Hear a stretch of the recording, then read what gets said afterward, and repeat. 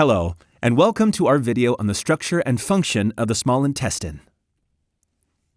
The small intestine is about 18 feet or 5.5 meters long and folds many times to fit in the abdomen. Although it is longer than the large intestine, it is called the small intestine because it is narrower in diameter. The small intestine has three distinct regions: the duodenum, the jejunum, and the ileum. The duodenum, the shortest, is where preparation for absorption through small finger-like protrusions called villi begins. The jejunum is specialized for the absorption through its lining by enterocytes, small nutrient particles which have been previously digested by enzymes in the duodenum.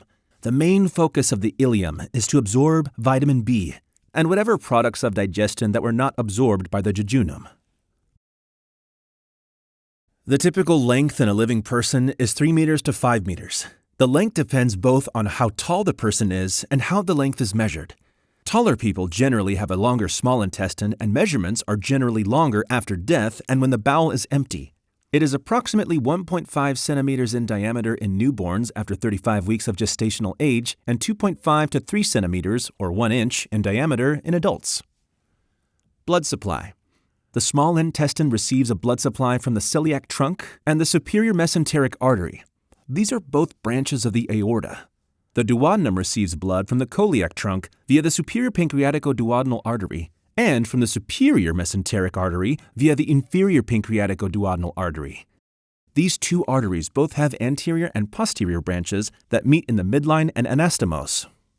The jejunum and ileum receive blood from the superior mesenteric artery. Straight blood vessels known as vasa recta travel from the arcades closest to the ileum and jejunum to the organs themselves. Let's look more closely at the parts of the small intestine. The small intestine is divided into three structural parts. The duodenum is a short structure ranging from 20 centimeters or 7.5 inches to 25 centimeters or 9.8 inches in length and shaped like a C. It surrounds the head of the pancreas. It receives gastric chyme from the stomach together with digestive juices from the pancreas, digestive enzymes, and the liver, bile. The digestive enzymes break down proteins and bile emulsifies fats into micelles. The duodenum contains Brunner's glands, which produce a mucus-rich alkaline secretion containing bicarbonate. These secretions, in combination with bicarbonate from the pancreas, neutralize the stomach acids contained in gastric chyme. The jejunum is the midsection of the small intestine, connecting the duodenum to the ileum. It is about 2.5 meters long and contains the circular folds and intestinal villi that increase its surface area. Products of digestion, sugars, amino acids, and fatty acids are absorbed into the bloodstream here. The suspensory muscle of duodenum marks the division between the duodenum and the jejunum. The ileum, the final section of the small intestine. It is about 3 meters long and contains villi similar to the jejunum. It absorbs mainly vitamin B12 and bile acids, as well as any other remaining nutrients. The ileum joins to the cecum of the large intestine at the ileocecal junction. The jejunum and ileum are suspended in the abdominal cavity by mesentery. The mesentery is part of the peritoneum. Arteries, veins, lymph vessels, and nerves travel with the mesentery. The three sections of the small intestine look similar to each other at a microscopic level, but there are some important differences. The parts of the intestine are as follows: the duodenum, the jejunum, the ileum, the serosa, the muscularis externa, the submucosa, mucosa muscularis mucosae, mucosa lamina propria, mucosa intestinal epithelium. The small intestine is the part of the intestines where 90% of the digestion and absorption of food occurs. The other 10% take place in the stomach and large intestine. The main function of the small intestine is absorption of nutrients and minerals from food. There are two main phases. 1. Digestion. 2. Absorption. The small intestine also has immunological function. The small intestine systematically breaks down food, absorbs nutrients, extracts water, moves food along the gastrointestinal tract. There's a lot involved in all this. The process can take up to 5 hours. The small intestine is where most chemical digestion takes place. Many of the digestive enzymes that act in the small intestine are secreted by the pancreas and liver and enter the small intestine via the pancreatic duct. Pancreatic enzymes and bile from the gallbladder enter the small intestine in response to the hormone cholecystokinin, which is produced in the response to the presence of nutrients. Secretin, another hormone produced in the small intestine, causes additional effects on the pancreas, where it promotes the release of bicarbonate into the duodenum in order to neutralize the potentially harmful acid coming from the stomach. The three major classes of nutrients that undergo digestion are proteins, lipids or fats, and carbohydrates. Proteins are degraded into small peptides and amino acids before absorption. Chemical breakdown begins in the stomach and continues in the small intestine. Proteolytic enzymes, including trypsin and chymotrypsin, are secreted by the pancreas and cleave proteins into smaller peptides. Carboxypeptidase, which is a pancreatic brush border enzyme, splits one amino acid at a time. Aminopeptidase and dipeptidase free the end amino acid products. Lipids or fats are degraded into fatty acids and glycerol. Pancreatic lipase breaks down triglycerides into 3 fatty acids and monoglycerides. Pancreatic lipase works with the help of the salts from the bile secreted by the liver and stored in the gallbladder. Bile salts attach to triglycerides to help emulsify them, which aids access by pancreatic lipase. This occurs because the lipase is water-soluble, but the fatty triglycerides are hydrophobic and tend to orient towards each other and away from the watery intestinal surroundings. Some carbohydrates are degraded into simple sugars or monosaccharides, for example, glucose. Pancreatic amylase breaks down some carbohydrates, notably starch, into oligosaccharides. Other carbohydrates passed undigested into the large intestine and further handling by intestinal bacteria. Brush border enzymes take over from there. The most important brush border enzymes are dextrinase and glucoamylase, which further break down oligosaccharides.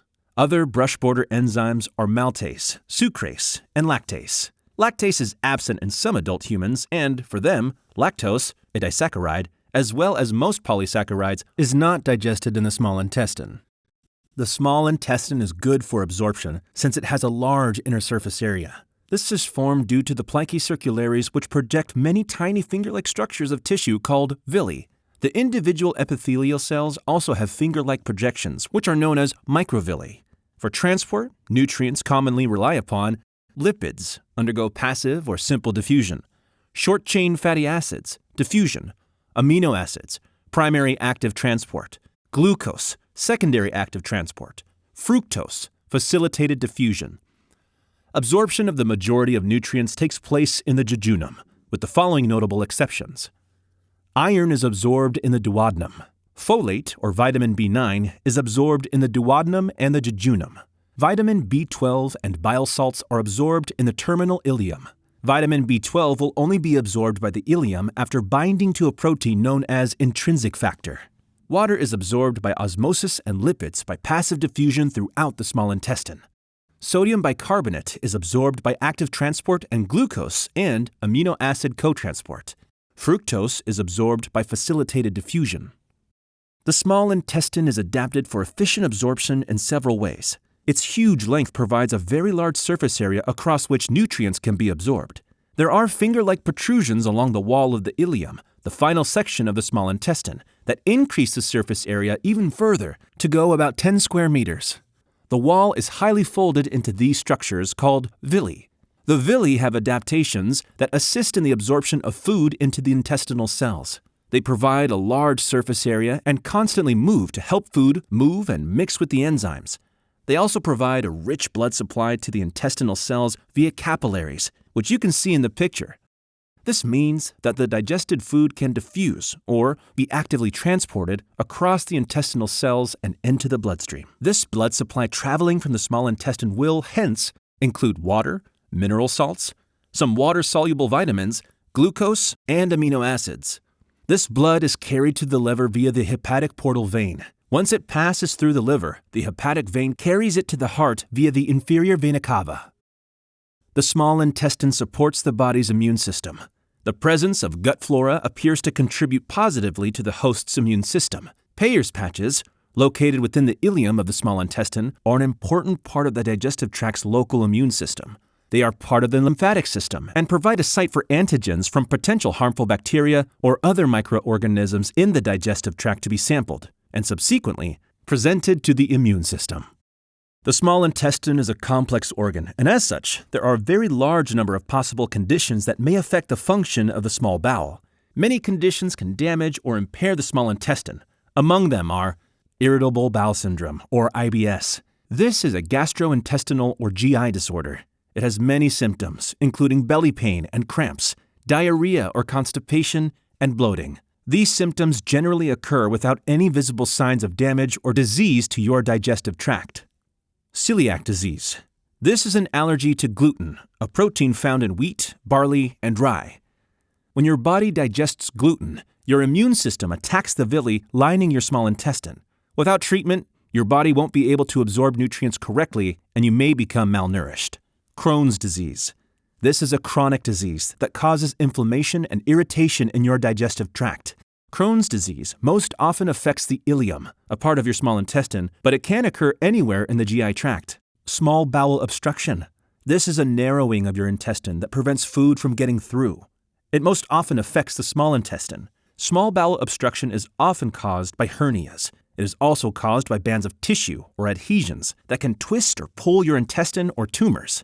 A complete bowel obstruction is an emergency. It means that the intestine is completely blocked. It needs medical care right away.